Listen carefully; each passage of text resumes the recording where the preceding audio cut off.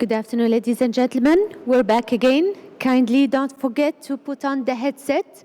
The channel 2 is for the Arabic translation. Channel 3 is for English.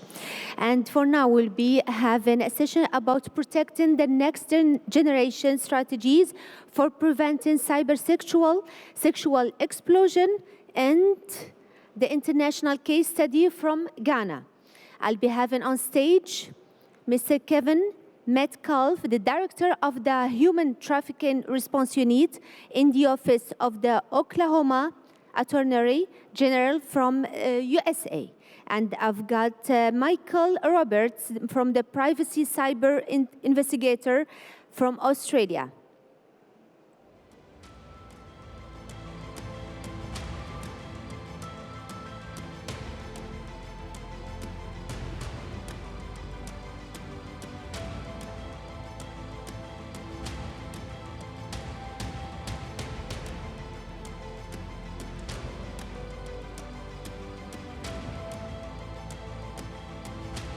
Good afternoon. I shaved. That's me. Welcome. Thank you for coming. Just for a little bit of background, we did have two other guests coming from Ghana, but at the last minute they were unable to make it. We still will introduce the chat with that particular case study, just to set the context. And Kevin very kindly came at short notice to fill the gap, and I can't think of a better gap filler. So, my name's Michael Roberts. I've been a private cybercrime investigator since about 2006, 2008. Before that, I was an investigator with the Australian government, the Telecommunications Commission, when it was still a government enterprise. So I have about 40 plus years of connecting the dots. I operate in private cybercrime investigations just because of frustration with the problems with cross-border cyber-enabled financial crime in particular, but also sexual exploitation crime. And that's why Kevin's here to talk with us today. So Kevin, if you could just introduce yourself as well, please. I'm Kevin Metcalf. I'm the Director of the Human Trafficking Response Unit for the Oklahoma Attorney General's Office. So I've spent over 30 years in military, state, local, federal law enforcement. Then I spent about 13 years as a prosecuting attorney focused on technology and criminal behavior. So my real depth is in the use of technology in criminal enterprises. How to identify, locate, and track people who are using technology in a bad way, or to identify victims so they can be rescued and recovered. Thanks, Kevin. So the title of the fireside chat is about preventing cyber-enabled sexual exploitation and crimes. But our focus today is on preventing it by disrupting it. So there's thousands of summits, there's thousands of white papers on preventing cybercrime and these types of crimes. But disruption is a very important tool for preventing it, because if we can take out the perpetrators who are acting today, we are preventing future crimes by those actors. And so we want to talk about a few of the methods that can be done, particularly for cross-border, which is almost all of them. They're almost all cross-border and certainly all cyber-enabled. And so we want to brainstorm a little bit about, particularly for the law enforcement agents, prosecutors, and if there's any judges here, just to open eyes a little bit with respect to the different methods and if you think outside the box, to how to resolve and disrupt those crimes. So just for context, I would like to explain the Ghana case, where Victoria and Felix, who were supposed to be here today, are true heroes.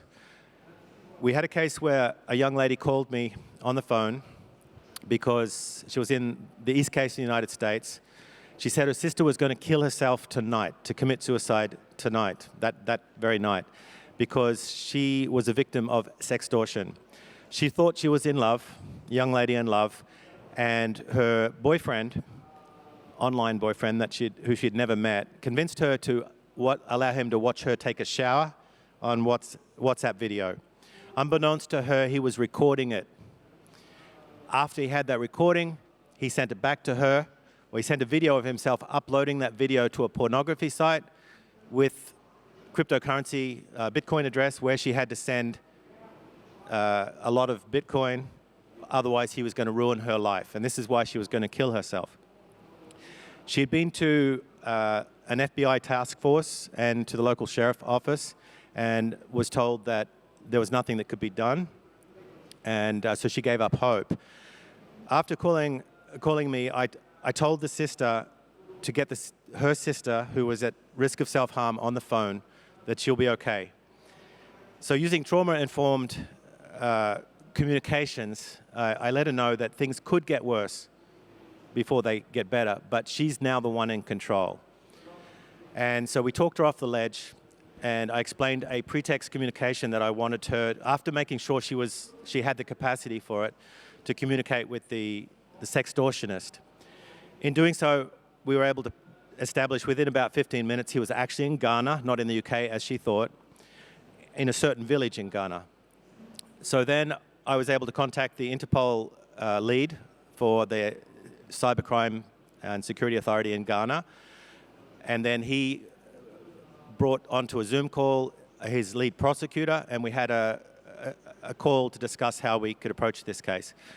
These guys were both heroes. So Felix drove 9 hours to the other side of the country to make sure that the sting and the lure operation went down well. He met with the bank manager and persuaded the bank manager to participate in the lure operation. We created a fake wire transfer. The bank manager called.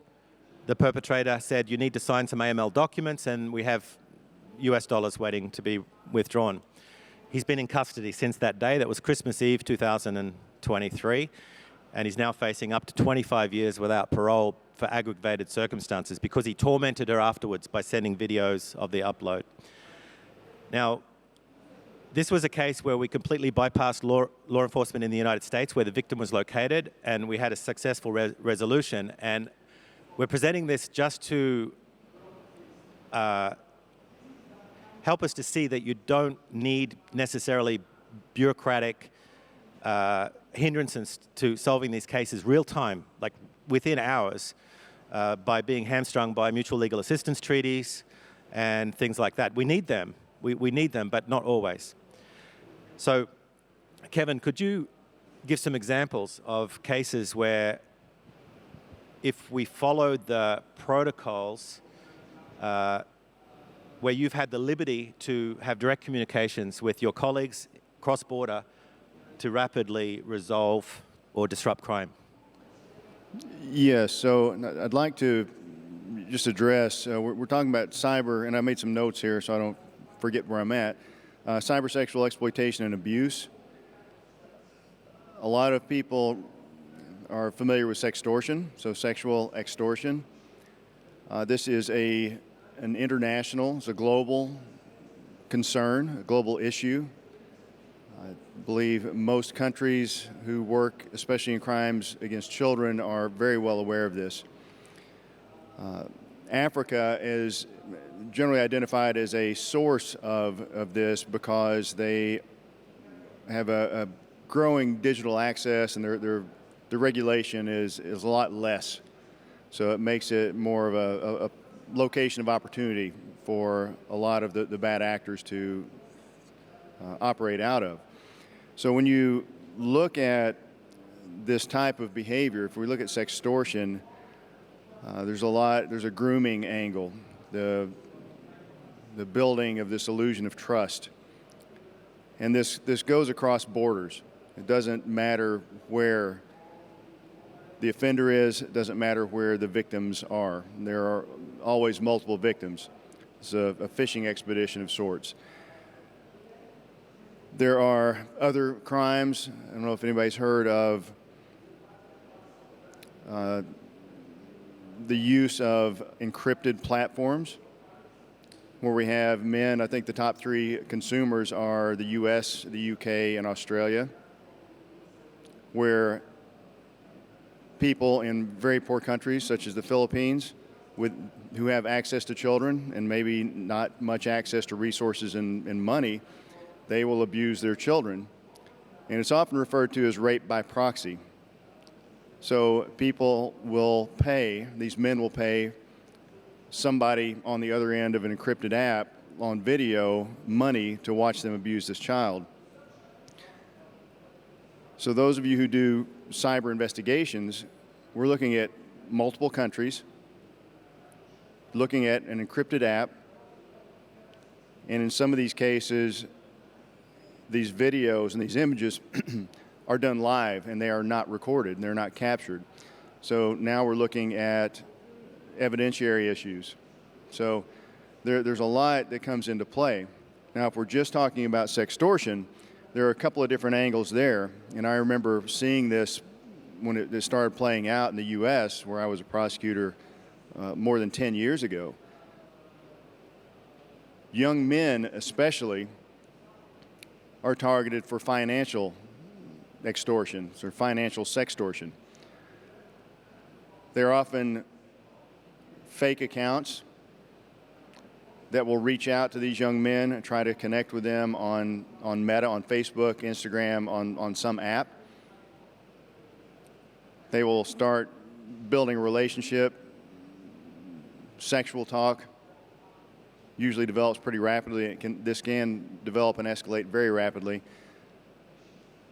to the point where these young men are performing sexual acts on video with this other person.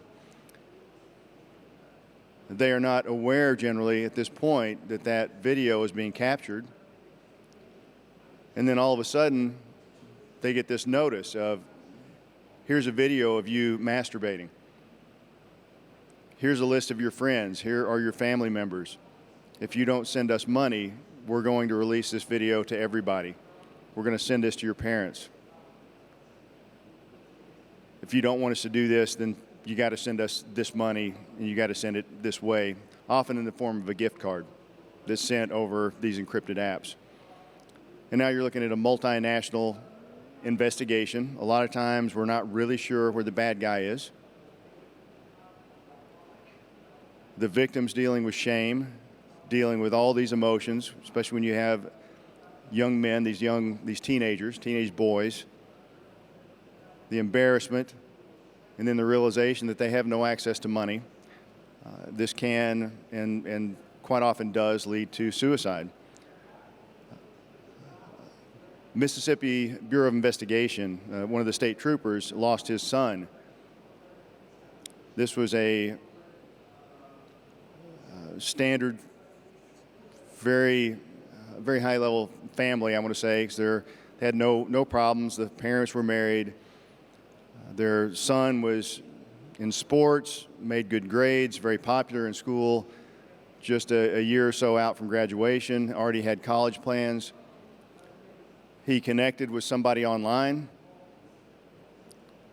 earlier in the day. The sextortion started. The parents knew nothing about it. And within 12 hours, after the parents had gone to bed, he made his way into his father's office, found a loaded handgun. His father was a state trooper, was in law enforcement, and he committed suicide. Once law enforcement started looking back into that, the whole spectrum of events, everything from start to finish, took less than 12 hours. So if you can imagine, if you have kids, if you can imagine your son or your daughter being targeted, and this young man was at a place in his life where he did not feel that he could go to his parents and reveal what had happened to them, and he took his own life. Now what we're finding is that a lot of these crimes, one of the investigations I assisted the New York State Police on several years ago, we were able to resolve to 2 men in Pakistan.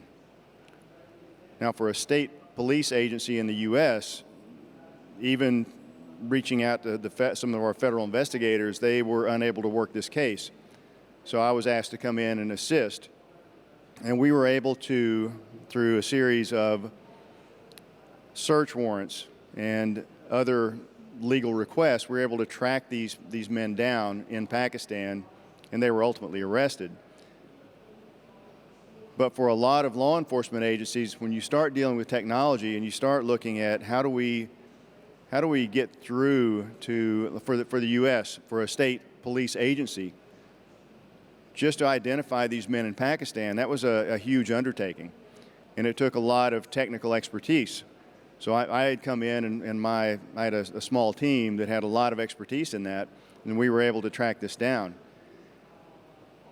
Now, if you're from another country, a lot of the, luckily for me, a lot of the legal process we used were companies that were there in the U.S., that were based in the U.S. So I didn't have to go through an MLAT. I didn't have to go through a treaty to get this data, and we were able to move very fast with that. Now, for my counterparts, when I assist investigators in the UK or Australia or somewhere else, when they're dealing with, let's say, Meta, because WhatsApp is a huge app that's used in this. We've also seen Facebook, back when it was Facebook Messenger. We've seen Instagram. We've seen almost everything. And again, for us in the U.S., it's much easier for us to get that. Now, when we start working with multinational investigations, if another country has that investigation, for them to reach Meta, they've got to jump through hoops with these treaties and everything else, and you could be looking at 10 to 12 months before that information gets back to them. So to kind of shorten this up, I wanted to kind of lay that foundation. And with women, I believe, Mike, you mentioned they wanted videos of the shower. So what we see with girls or with women that are targeted, they don't go straight to the financial aspect. They will go to requests for more. They want more images. They want more videos. But the thing is, this never stops. Once they get their hooks in you, once they get that set in a victim, they want more and more and more. And there are other groups that are coming out that are now having their victims commit self-harm. And so there's some pretty nasty groups out here where this is active. And the victims they feel helpless. And law enforcement often feel helpless to help, especially if you're in a country doing the investigation and the technology provider is in another country where you're going to have to use that treaty. You know you're looking at several months before you're going to get any information that's going to be helpful. So on the disruption side, if we can figure out how to move faster with this, that is going to be very important. Yeah, I just want to add that these people that perpetrate these crimes are full-on sociopaths, and their targets are not human. They're completely dehumanized to them. And as Kevin was saying, once they have the hooks in, they escalate. So they will talk them into self-harm in order not to release the materials. And then they sell the self-harm, or sometimes do it on videos, and then they monetize those videos to other sociopaths. In West Africa, there's groups like Black Axe and others that are into satanic witchcraft, and they will try to convince these children to commit suicide as a virtual satanic sacrifice because they believe their demonic gods will bless their business. Like they take it that far. And for this context here in the Mideast, they will target religious communities, and particularly where there's a shame culture and the children won't want to speak about it to their parents and people they trust. So the problem, I can guarantee, is much bigger here than the reporting would indicate. So Kevin, from a first response perspective, so if you receive a crime report, what could you tell the prosecutors here and the law enforcement agents, some of the best practices for first response to actually get in front of the crime before the suicide, before the self-harm, to try and, by using witnesses who are willing to cooperate without necessarily having to go through the bureaucratic processes? Which witnesses are the key beginning with Meta, I guess you already spoke about. What evidence is available from their logs? Well, it could be anything. So you look at standard evidence. You're looking at IP addresses. You're looking at usernames. Looking at account information. And is that where you're wanting to go with that? So there's a lot of data potentially there. If you have zero knowledge providers, which Messenger now is, Facebook Messenger or WhatsApp, so it's a zero knowledge provider. So if you don't have one of the devices, either the sending or receiving device, so the message, the content is going to be encrypted, and you're not going to be able to get that from Meta. They don't have the content. What they can provide are IP addresses, for example. IP addresses, however, if you're looking at a VPN, that can be problematic. Usernames and user accounts, a lot of times those can be falsified, but if you can get legal process to the, let's say WhatsApp, if you can get legal process to Meta and request not only the IP logs, but also any other information on the device that they have. So an IMEI, for example, or if you're dealing with Google. If you're dealing with Google, you can ask for, so every device has an IMEI. That's kind of a serial number, so to speak. Or if you're dealing with vehicles, it's like a vehicle identification number, but it's for a device, very specific for that device. So one of the things you can do is go to Google and say, I've got this IMEI. I want to know all accounts associated with that. And when you have the IMEI, you can also go to the cellular service providers and ask, is this IMEI active in your system during the date range that you're looking at?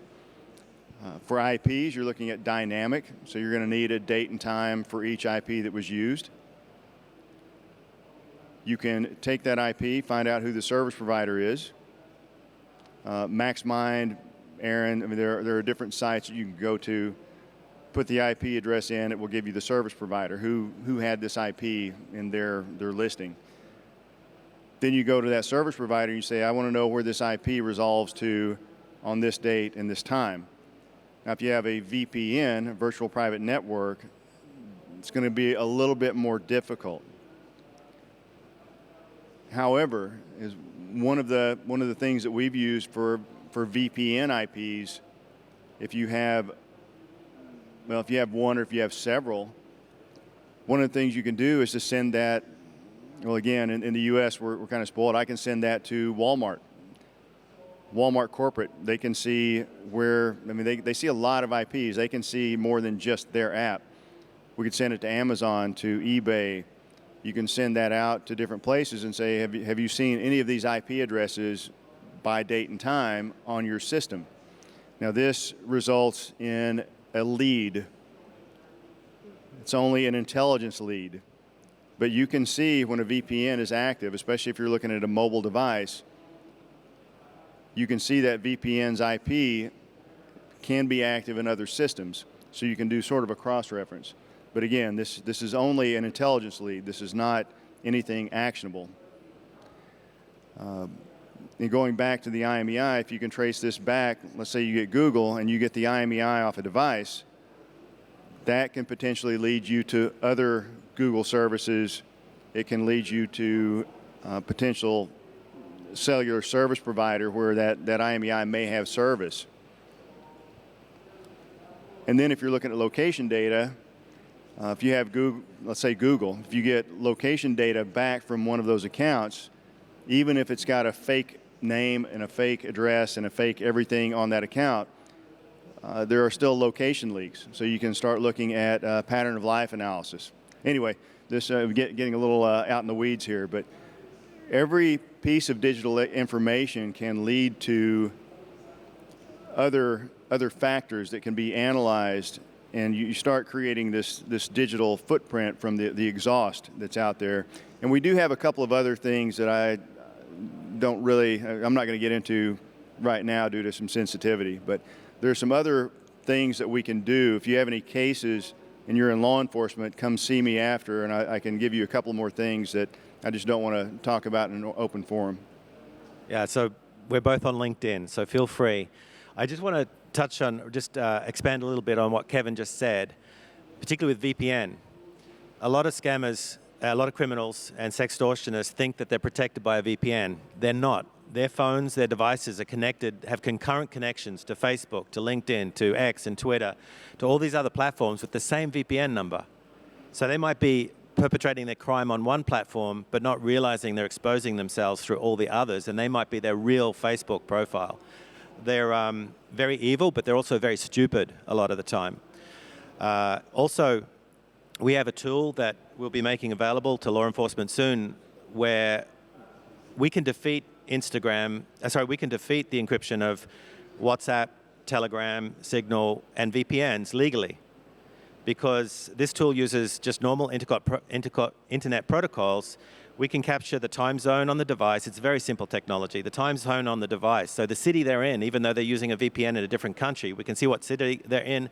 We can count the number of pixels on their screen, what their preferred language is, and their secondary languages are. So these are fingerprints that you can build and become digital artifacts. So if you do arrest the guy, that's actually a fingerprinted device that is evidence that you can use in the prosecution. Also with WhatsApp, the platform of choice for criminals, WhatsApp never deletes the contacts. So even if I were to block a contact or delete it, WhatsApp keeps it. They have 5 different categories of contact listings: asymmetric, symmetric, blocked by the other person, people I've blocked. This is gold in evidence. It will help you find their money launderers. It'll help you find their parents, common contacts and things like that. So WhatsApp doesn't keep many IP addresses, but they do keep the contacts, and it's gold. So Kevin, back to the wins. Is there one example you can give similar to the Ghana case that you're allowed to talk about, for example, that shows how cross-border cooperation based on trust as opposed to treaty, okay? Trust and relationships opposed to treaty, where you've had a good win for the victims? Yes, so there have been some. Worked one case with assisting in Moldova. There was a sextortion victim there. The suspect was operating, I believe, out of Poland. So I've got some pretty good network, pretty good connections. Was able to take the information that Moldova was working with on the suspect and on the victim, and we were able to identify other victims. And luckily, we also found some that hit the U.S. So that allowed me, at the time I was a prosecutor, allowed me to use legal process through Meta and a couple of other apps that I was then able to share internationally with law enforcement, since we were all then cooperating on an investigation where we had a suspect. I'm just going to say Poland. Had a suspect there, but he had victims globally in several different locations. When you have law enforcement that can quickly communicate and share information, because sextortion, it does result in suicides, and it results in self-harm. So this is a crime where we need to act rapidly, very fast. We need multinational, we need global cooperation. None of this, keeping secrets and refusing to work with each other over policy or whatever it may be, but we were able then to take that information and work pretty rapidly and share that information, which resulted in the arrest of this predator. Yeah, and what Kevin was just talking about cross-border trust, these are civil crimes. These are civil criminals who are hurting civilians. And it doesn't matter what country they're in, there's victims and there's perpetrators. Often, the banks that might have evidence in their log files or their financial records, the telecommunication companies in their log files, and law enforcement, civil law enforcement in different countries are hesitant to share, to trust, to work together, because they confuse games of state, okay, national security, with civil wrongdoing. And it's very important to recognize that not everything is national security, and there's too much confusion, there's too much hesitation. People are dying, families are being ruined, people who have worked all their life to save up for their retirement are losing everything because of either institutional apathy, we're not going to be able to solve this anyway, it's too difficult, or hesitance in sharing actionable, perishable evidence across borders. Do you have any suggestions how this can be addressed among friendly nations to help the on-the-ground law enforcement agents and prosecutors to understand what they're allowed to do and when they're not crossing those boundaries? So for me, I've been in 20 plus countries over the last 5 or 6 years.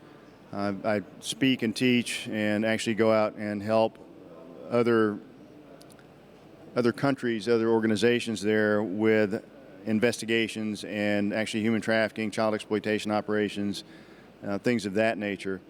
So being able to actually physically go over and develop those relationships has been a key factor in this. So you have to have trust, you have to have transparency, and it's not easy to do over Zoom. It's something that for me has taken many years to build up this trust and to build up this network and to build up where if I have a case that touches another country, I've probably got somebody there that I can reach out to and get further contacts or something else that I need. Now, how do we develop this trust and transparency? That's a good question, but it absolutely needs to be done. It must be done. Because right now you have Meta, you have TikTok, you've got countless technology companies, social media companies that are reaching into your country. Whatever country you're from, wherever you work, these tech companies are reaching into your country. They are connecting your citizens, your people, with people from countless other countries globally. Yet, the law, we restrict access to these companies. I'm just going to use Meta because it's one of the big names. Meta, if you're not a U.S.-based law enforcement organization, even with the Cloud Act, if you're familiar with that, the Cloud Act, and the UK is the first one up on that one, even with that, it's still not as robust, it's still not as fast as what I would like to see. There's still too much of a delay. And I think this is especially horrible because these countries are actively reaching into your country. Let's say you're outside the U.S. Meta is reaching into your country, doing business, making billions of dollars, yet you do not have access to the data that they're collecting from you.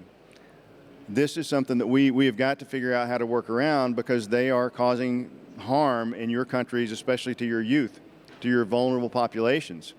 How do we get around that? And that's, if you have a suggestion on that, okay. So Meta, when it comes to a U.S. crime nexus, are very, very cooperative, right? Very cooperative with the U.S. law enforcement. But for the rest of the world, if you are not in the U.S. and you ask Meta for the evidence that you need to disrupt, solve a crime, save a life, like today, will tell you it needs to come through U.S. law enforcement, and U.S. law enforcement is overwhelmed. If you look at the FBI's IC3 cybercrime report that was released just a few weeks ago, this is not a lack of will, okay?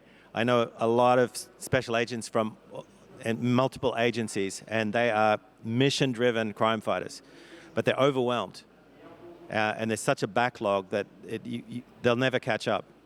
So for Meta to say you need US law enforcement before we give it to you, it means that the case, for the most part, statistically, is not going to be solved. So I would challenge any federal prosecutors here, or lawyers, legislators, that in most countries, in their racketeering laws and This is a wonderful announcement for Ajman D. Please join us now at the global race to regulate AI with Arthur Bashard, Rob Silvers, moderated by Professor Karine Benelier. Join us in Ajman D upstairs in the workshop room. Thank you, everybody. But not until I finish. So, in the US, for example, in the racketeering laws, there is a precedent that's been set that if a provider of a service understands what the criminal is doing, and if that organization essentially is profiting from that, it's a meeting of the minds. It's an unspoken meeting of the minds. And I've seen a lot of racketeering laws in different countries that have similar language. So you're at your country level, in whatever country you're from, you could potentially challenge Meta because they're profiting from what the criminals are doing when they can see the pattern of fraud and not doing anything about it. I wrote a white paper on this a couple of years ago. Not artful, I'm not a lawyer, but I can read and I have a brain. So I just put that challenge out there if there's anybody who would want to have a look at something like that. So Meta, when they don't respond to your requests outside the USA, Meta becomes a crime scene, not just a platform being used by criminals. So I would say that. So we have 4 minutes left before the AI chat. Are there any questions that anybody might have? I think we have a microphone over there. No, okay. So, Somebody over there. oh, there is? Sorry? No. Is there a microphone in the aisle, please?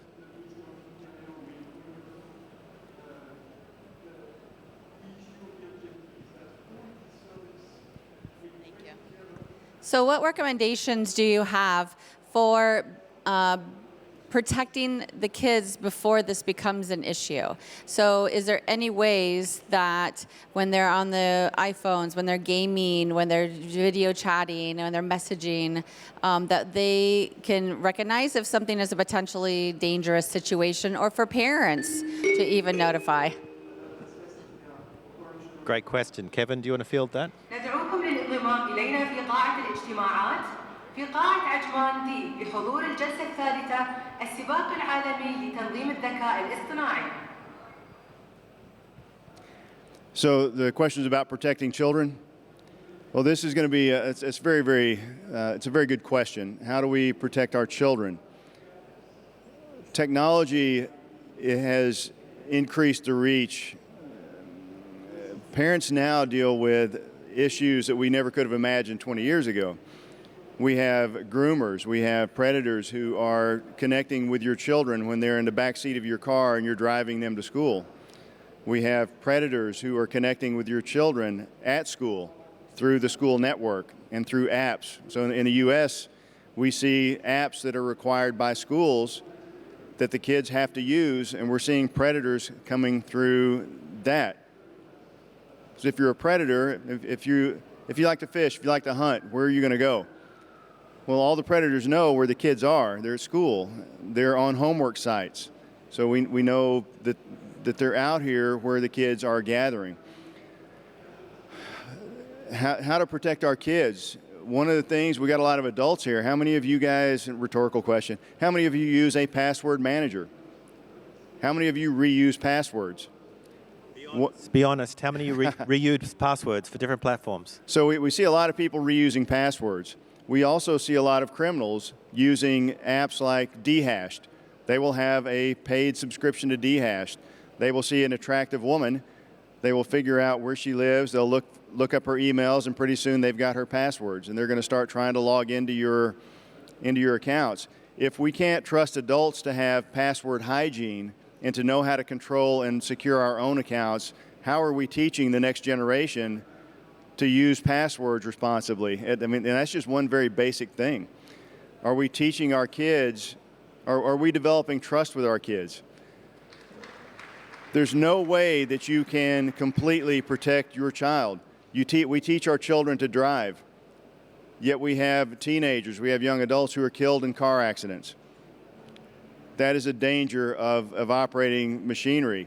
The danger of operating technology is that they're going to fall for a scam, they're going to fall for a groomer, but we have to educate. We have to try to make sure our kids know the red flags, and that they understand that everybody they connect with online is not their friend and may not be who they appear to be. So can't get into this too much, but digital illiteracy, that's everybody. That's adults, I mean, I look out and I see adults getting scammed, getting hit, phishing scams, pig butchering. There's so much stuff hitting adults, and we don't teach the next generation. We're not passing on how to be responsible digital citizens because we don't know how to be. And I think that's just one of the things, and I'm out of time. I might just add, or take their phones away till they know how to use them. Yeah? I don't think kids need smartphones personally. And the other thing is they need to understand, and you don't want to scare them into the point that they become neurotic. So you need to really have a good relationship with the kids. They will be targeted. There's just no, it's going to happen. So they need to understand this. And so disruption through education, prevention through education is very important. Yeah. Thank you, everybody. Oh, just quickly.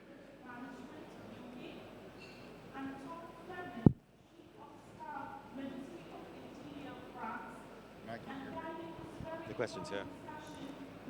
I have a question.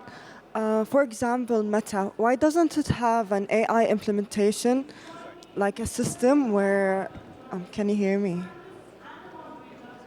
Why doesn't Meta, for example, have an AI implementation where if any kid is trying to send an inappropriate video or picture, it just stops, it blocks it from sending in the first place, so we don't get into the other consequences, if you know what I mean. That's my question. Thank you. I didn't hear. I couldn't. Do you want me to come again? Yeah, just briefly, just repeat, please. They turned the volume up. The volume's turned up now, so we might hear now. Okay.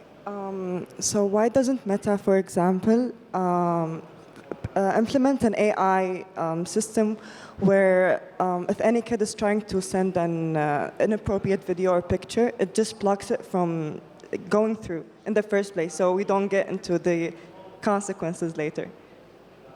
I think you were talking about AI filters that recognize AI to block AI. Yeah, I can't really speak to that. So, I don't know.